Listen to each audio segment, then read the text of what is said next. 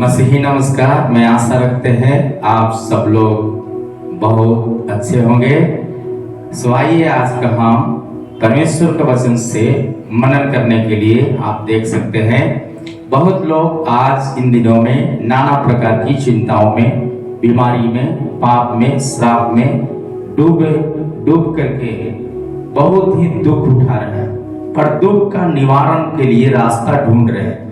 परमेश्वर का वचन पवित्र शास्त्र बाइबल से हम एक सलाह के रूप में आपको रास्ता बताना चाहते हैं। कारण परमेश्वर का वचन कहता है, जो आप जानते हैं कि डॉक्टर के बारे में एक रोगी जानेगा कि हम यहाँ से चंगा हो गए तो क्या करते हैं, वो सलाह देते हैं, भाई हम तो वहाँ बीमार थे, गया वहाँ से चंगाई मिल गया।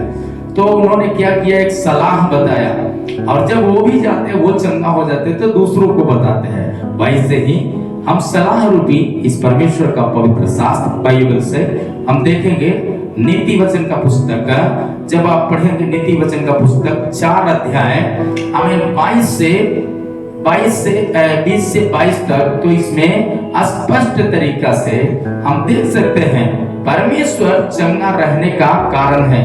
परमेश्वर ही सिर्फ चंगा रहने का कारण है। हम दवा से चंगा नहीं हो सकते, हम अपना बुद्धि से चंगा नहीं हो सकते, हम अपने पैसा से चंगा नहीं हो सकते। सिर्फ चंगा करने वाला यीशु मसीह मात्र जिंदा परमेश्वर है। हालेलुया। इसलिए प्रभु का वचन में स्पष्ट तरीका से लिखा है। क्या लिखा, पढ़िएगा। हे मेरे पुत्र, मेरे वचन ध्यान धर के सुन। मेरा वचन, परमेश्वर एक ही अपने बच्चों से उम्मीद रखता है। आप जैसे अपने बच्चे से उम्मीद रखते हैं, मेरा बच्चा मेरे बात माने, वो कहते हैं आपको परमेश्वर जो बनाकर इस धरती पर भेजा है वो एक उम्मीद रखा है। वो कहता है कि हे मेरे बच्चे, हे मेरे पुत्र, ध्यान धर के सुन। क्या सुनना है?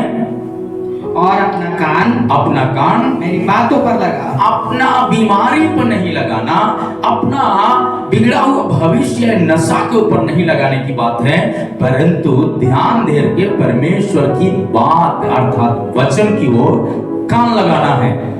इनको अपनी आंख की ओट ना होने दे। इस वचन को जो है क्या करना, आंख की ओट ना होने दे, मतलब अनदेखा न कर। बहुत बार हम क्या करते हैं, छोड़ो ना, ये सब कुछ वचन से ही हो जाता तो दवाई क्यों बनाया है, डॉक्टर क्यों है? पर ये जानना चाहिए संसार के डॉक्टर कोई पढ़ाई करके डॉक्टर बना है, पर ईश्वर जो पूरी दुनिया को, पूरे ब्रह्मांड को बनाया, वो कोई डॉक्टरी का पढ़ाई पढ़ के नहीं बनाया। क्योंकि वचन बताता है वो डॉक्टरों का डॉक्टर और वैद्यों का वैद है हमारा परमेश्वर। इसलिए वो सब कुछ दुनिया को वचन बोल के बनाया। आकाश हो गया, उन्होंने जल और थल 2 भागों में बट गया। आमीन। उन्होंने कहा फल देने वाला वृक्ष, नाना प्रकार के पेड़ पौधे इस धरती पर उगे, वचन बोला। इसलिए सुलेमान भी इस वचन की ओर लोगों को ध्यान करा रहा है। सुलेमान कोई मूर्ख नहीं था, सुलेमान कोई अनपढ़ नहीं था, सुलेमान कोई गरीब नहीं था। बहुत लोग सोचते हैं यीशु मसीह को मानने वाले सब लोग गरीब ही लोग जाते हैं। जी नहीं, वचन बताते हैं वो गरीब अमीर दोनों का प्रभु है। आमीन। इसलिए परमेश्वर का वचन कहता है, सुलेमान कहता है, सुलेमान से पवित्र आत्मा बातें करता है और कहता है परमेश्वर का आत्मा कि वो ध्यान दे के सुन, उसके वचन की ओर कान लगा और आंख की ओट न होने दे, मतलब अनदेखा न कर, उस पर ध्यान करना है। आखिर ये वचन क्यों बोला गया, ये वचन किसके लिए है? जो ध्यान करके सुनते हैं उनके लिए है। हालेलुया। वो किसी न किसी रीति से बीमार हो सकते हैं, शायद बिजनेस में उनका बीमारी हो सकता है, बहुत मेहनत करते हैं लेकिन बिजनेस चल नहीं रहा है। आमीन। शायद बहुत साल शादी किया हो गया लेकिन संतान सुख नहीं है, वो एक बीमारी हो सकता है। आमीन। शायद वो बहुत तरह के काम करके सोचते हैं आगे बढ़ने के लिए, लेकिन बार बार पीछे चले जाते हैं। बच्चे लोग जो पढ़ने वाले बहुत मेहनत करते हैं, चाहते हैं कि उनका अच्छा नंबर आए, लेकिन वो उस नंबर में भी क्या हो जाते हैं, क्रॉस कर जाते हैं, कई बार फेल कर जाते हैं। तो लोग सोचते हैं हम इतना मेहनत किया लेकिन क्यों हम आगे नहीं बढ़ रहे हैं। यहोवा को जब आप आगे करेंगे, परमेश्वर को जब आगे करेंगे, आपका काम आगे हो जाएगा। हालेलुया। आपका चंगाई आगे हो जाएगा। आप दवा खाएं या न खाएं, परमेश्वर का वचन कहता है यदि तू मेरी सुन लेगा मैं भी तुम्हारा सुनूंगा। आमीन। अगली बातें क्या कहता है? वरन अपने मन में धारण कर। मन में धारण कर मतलब क्या है? इस वचन को मन में गांठ जैसा बांध लेना है। इससे ना तो दाहिने मुड़ना ना तो बाएं मुड़ना। यदि आप इस वचन को छोड़ते नहीं है, मुकरते नहीं है, तो परमेश्वर भी आपको बेगर चंगा किए, बेगर आपको बढ़ाए, कभी आपसे मुंह मोड़ने वाला परमेश्वर नहीं है। हालेलुया। अगली बात क्या कहता है? क्योंकि जिनको वे प्राप्त होती है, जिनको प्राप्त होती है, वे उनके जीवित रहने का, वो उनके जीवित रहने का और उनके सारे शरीर के चंगे रहने का कारण चंगे रहने का कारण होता है। हालेलुया। चंगे रहने का कारण होता है। हमारा परमेश्वर चंगा रहने का कारण कैसे इंसान चंगा होते हैं, कैसे लोग यीशु मसीह के पास आते हैं। बहुत लोग सोचते हैं कि यीशु मसीह के पास कैसे जाते, क्यों जाते हैं? क्या कोई बाहर से कुछ इनको प्रॉपर्टी दे रहा है? बाहर से क्या कोई पैसा देकर इनको मसीह बना रहा है? मसीह पैसा देने से नहीं बना रहे, मसीह सबका प्रभु है। हालेलुया। एक ईसाइयों का प्रभु नहीं है, परंतु पृथ्वी पर हर परिवारों का प्रभु है। हालेलुया। यही कारण यहाँ पर परमेश्वर का वचन कहता है हर परिवार के लिए आकाश बनाया, हर परिवार के लिए पृथ्वी बनाया, हर परिवार के लिए पेड़ पौधा बनाया, हर परिवार के लिए जीव जंतुओं को बनाया है। वही एकमात्र सच्चा और जीव परमेश्वर है जो दृश्य में नहीं है, अदृश्य में रहने वाला परमेश्वर है। हालेलुया।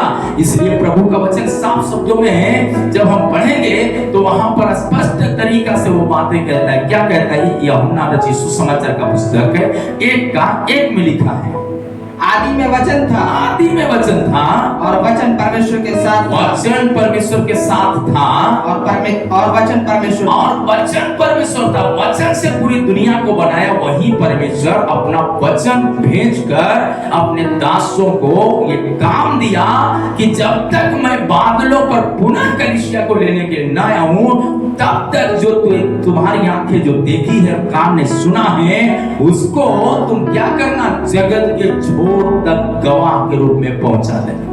हालेलुया। गवाही के लिए पहुंचा। मेरे प्यारे परमेश्वर का प्रियजनों, इस YouTube चैनल के द्वारा मैं आप सब तक ये वचन इसलिए पहुंचा रहे हैं। अब आत्महत्या करने का जरूरत नहीं है, अपना बिजनेस को बंद करने की जरूरत नहीं है। आमीन।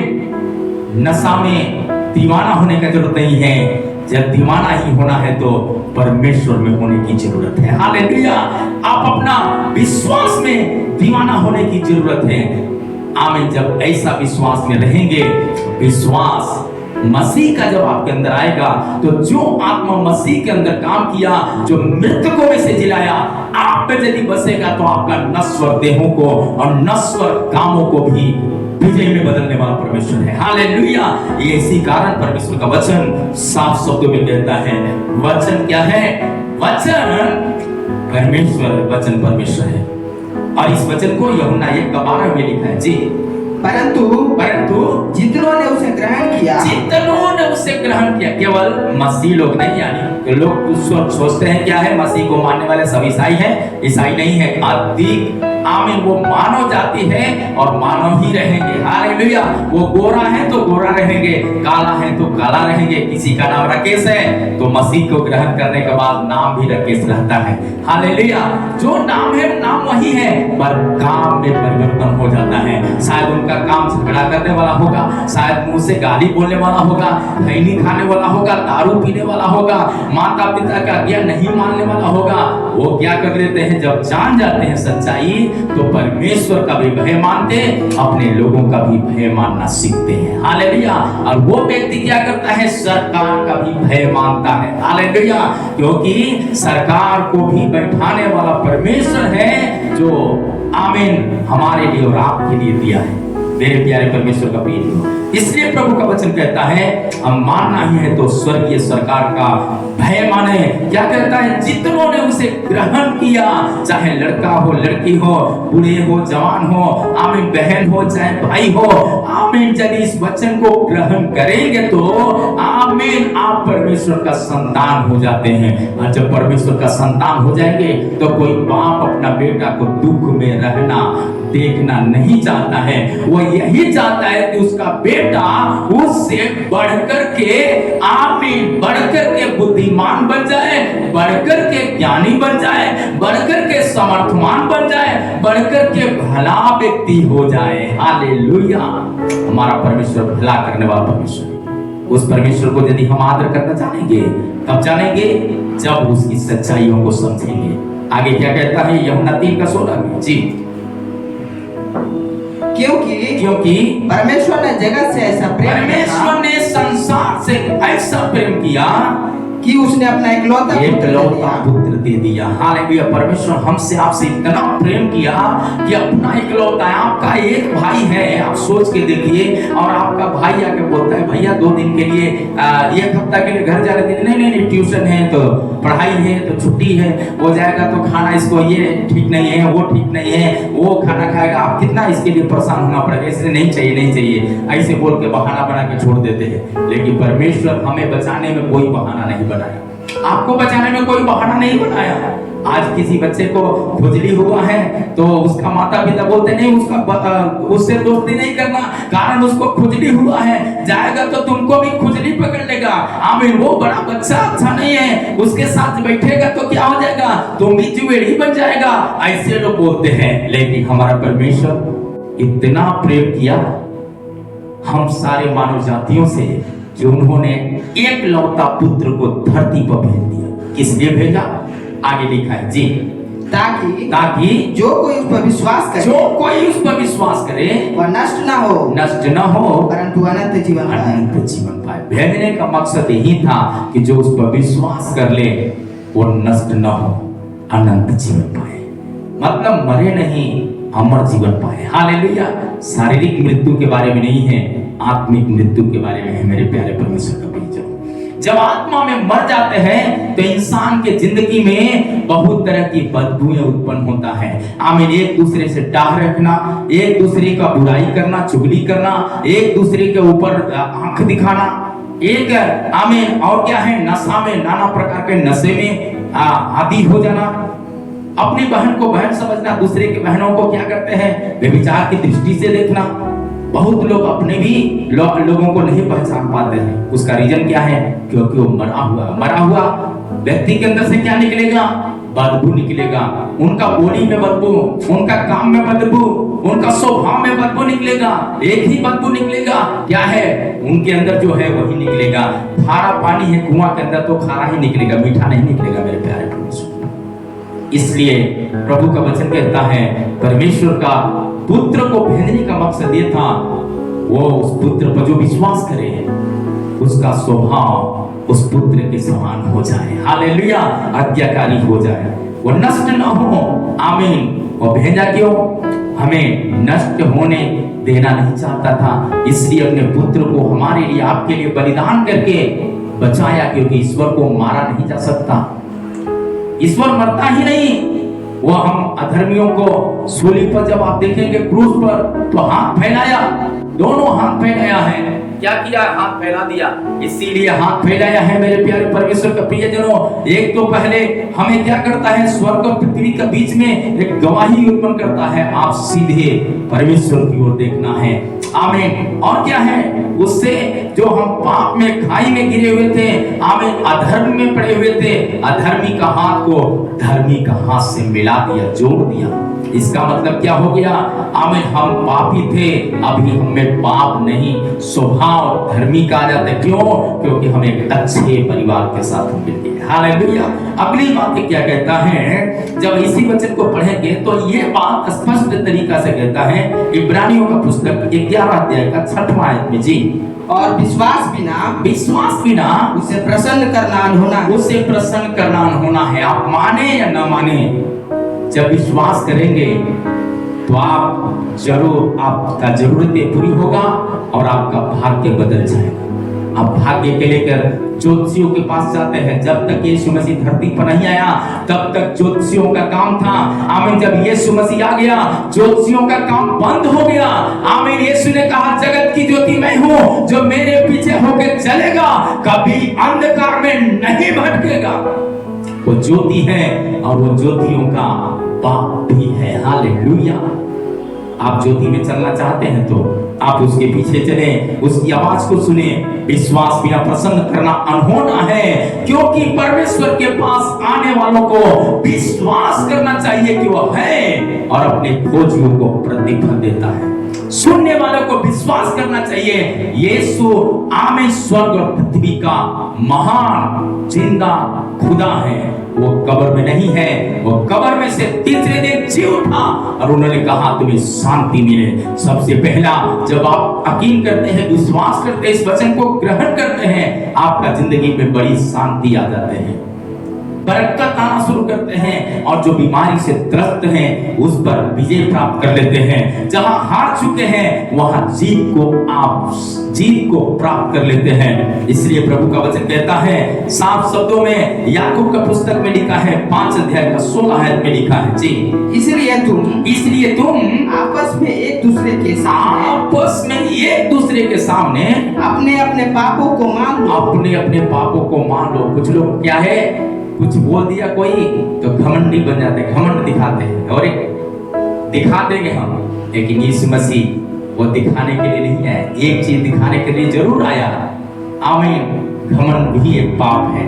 इसलिए जब छोड़ेगा, घमंड करने के कारण क्या हो जाता है, बहुत बार नुकसान हो जाता है। कुछ लोग घमंड करके आत्महत्या कर लेते हैं, घमंड करके अपना बिजनेस बंद कर लेते हैं, घमंड करके परिवार को डाइवोर्स दे देते हैं। कारण क्या है, हम झुकने के लिए तैयार नहीं। पर यीशु मसीह कहता है जिस पेड़ में फल होता है वो झुकता है मेरे प्यारे परमेश्वर का बीज। यीशु मसीह मुर्दों में जान डाला, यीशु मसीह कोढ़ियों को चंगा किया, यीशु मसीह अंधों को आंखें दिया। पर पिलातुस के सामने जब जो रोम का जो सुप्रीम कोर्ट का जो जज था, आप सोच सकते हैं, उसके सामने जब लेकर के गया, पिलातुस कहता है इस व्यक्ति ने कोई दोष नहीं पाता, तो भी लोगों की ललकार के कारण लोग बहुत तरह की बात बोलने के बावजूद भी यीशु मसीह एक बार भी नहीं बोला जब हम पाप ही नहीं किए। जब आप बोलते हैं तो क्रूस पर क्यों लटका रहे हैं, क्योंकि उसको मालूम था जिस पेड़ में फल है वो झुकता है। हालेलुया। लोग बोलते हैं आंख के बदले आंख निकाल लो, लेकिन यीशु मसीह कहता है आंख के बदले आंख निकालने की बात नहीं है। आमीन। परंतु क्या है, गाल फेरने की भी बात उन्होंने बोला है। लोग बोलते हैं एक गाल में थप्पड़ मारा तो सर दूसरों गाल में भी थप्पड़ लगा दो, लेकिन यीशु मसीह ने कहा जो एक गाल में थप्पड़ मारता है तो उसकी ओर दूसरा भी फेर दो। बहुत गंभीर बात है मेरे प्यारे परमेश्वर का प्रियजनों। इसका मतलब क्या है, नम्रता को दिखा रहा है। आप जब नम्र हो जाएंगे आप पृथ्वी का अधिकारी बनेंगे। हालेलुया। परिवार में आप एक गवाह बनेंगे। आमीन। स्वर्ग में गवाह बनेंगे, स्वर्ग और पृथ्वी का बीच में भी आप गवाह बनेंगे।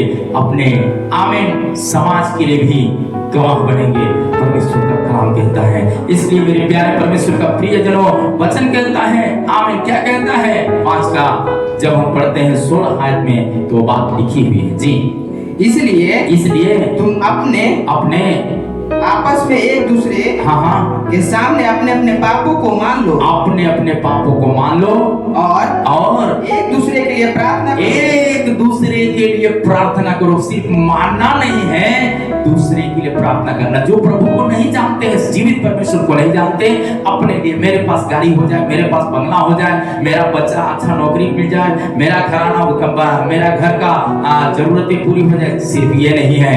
अपने मोहल्ले के लिए भी प्रार्थना करें, अपने गांव समाज के लिए प्रार्थना करें, अपने रिश्तेदारों के लिए प्रार्थना करें, जो बैरी है जो आपको सताते हैं उनके लिए प्रार्थना करें। कारण क्या है, क्योंकि वो जब वो विश्वास में एक न एक दिन उनकी आत्मिक आंखें खुल जाएगा, वो भी आपके लिए दुआ करेगा। उनकी प्रार्थना सुनने से पहले, उनको उत्तर मिलने से पहले आप जब दूसरों के लिए प्रार्थना करते हैं आपको उत्तर मिलेगा। जो चाहते हैं उससे बढ़कर परमेश्वर आपके जीवन में काम करेगा। इतना ही नहीं बल्कि आपका दीर्घायु परमेश्वर दे देता है, दीर्घायु दे देता है। सुनने वालों को परमेश्वर दीर्घायु देने वाला परमेश्वर है। आगे क्या कहता है? जिससे चंगे हो जाओ, जिससे तुम क्या हो जाओ?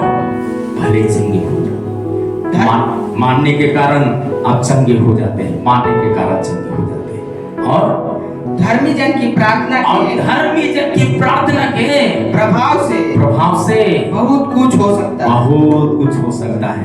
ये धर्मियों का प्रार्थना में आप यदि इस वचन को सुनते हैं, आप शामिल हो रहे हैं, और जब शामिल होंगे तो आप ये वचन का सुनना व्यर्थ नहीं होगा। आपका बिगड़ा हुआ काम में भी बड़ा उन्नति, आपका टूटा हुआ परिवार भी मसीह में उन्नति को प्राप्त कर लेगा। हालेलुया। चाहे आप कैंसर से जूझ रहे हो, टीबी से जूझ रहे हो, दमा से जूझ रहे हो, या बीमारी में है, आपका बच्चे परिवार बिगड़ गया है, आप चिंता करने की जरूरत नहीं है। प्रभु की ओर, प्रभु का आवाज सुनने की जरूरत है।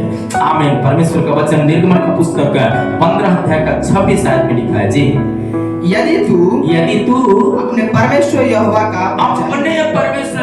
का वचन तन मन से सुने। वचन सुनने के समय में आमीन क्या करना है? प्रभु के सामने, प्रभु ये वचन मेरे जीवन में काम करने दीजिए, ये बोलकर प्रभु से ये वचन को सुनेंगे तो जरूर आपका जिंदगी बदल जाएगा। मेरे प्यारे परमेश्वर का प्रिय, आगे क्या कहता है? और जो उसकी दृष्टि में ठीक और है, जो परमेश्वर का दृष्टि में ठीक है वही करे। हालांकि उसकी दृष्टि में क्या है? तुम परमेश्वर के मंदिर हो, ये बात तुम जानो। और जो मंदिर है तो आपको जानना पड़ेगा, जब आप मंदिर हैं तो मंदिर साफ सुथरा रहता है। मंदिर साफ सुथरा रहता है तो क्या है? ये देह आपका मंदिर है, तो मंदिर जब साफ सुथरा रहना है तो इसमें क्या डालना है? खैनी, गुटखा, बीड़ी, सिगरेट, आमीन, ईर्ष्या, जलन, ये सब डालेंगे तो वो सड़ाहट का कारण बनेगा, बदबू का कारण बनेगा, आपका भविष्य को बिगाड़ने का कारण बन सकता है, आपका जिंदगी का नुकसान का कारण बन सकता है। यदि इससे बचना है तो तन मन लगा के परमेश्वर की ओर ध्यान करना पड़ेगा, वचन को सुनना पड़ेगा, उसके अनुसार अपने को पवित्र बनाना पड़ेगा। हालेलुया। पवित्र बनाना पड़ेगा जी। और उसकी सब विधियों को माने तो जितने रोग मैंने मिस्रियों पर भेजे हैं उनमें से एक भी तुझ पर न लगेंगे। हालेलुया। मिस्रियों पर रोग क्या था? फोड़ा का रोग था। आज बहुत लोग फोड़ा से परेशान हैं। अब कुछ लोगों के ऊपर आमीन मिस्रियों में क्या हो गया था? आमीन ऐसा फोड़ा आ गया, बवासीर की बीमारी आ गया, टीबी का बीमारी आ गया, दमा का बीमारी आ गया, एड्स का बीमारी आ गया, और क्या हो गया? फोड़ का बीमारी आ गया। बहुत लोग इन सारी बीमारियों से ग्रसित हैं। कुछ लोग क्या हो गए? आमीन ऐसे हो गए जिनका अंदर कोई भी आमीन कोई फल का चीज नहीं है, मतलब शरीर रहने के बावजूद भी कहा जाए तो आमीन उनमें कोई फल नहीं है, मतलब भविष्य बिगड़ गया, पागल बन चुके। लोग क्या हो जाते हैं? श्राप में, बुराई में पागल बन करके अपना कपड़ा स्वयं नहीं संभाल सकते। इस तरह की बहुत तरह की परेशानियों में डूबे रहते हैं। इसलिए मेरे प्यारे परमेश्वर का प्रियजनों, हम मन फिराएं और प्रभु की ओर आगे बढ़ते जाएं।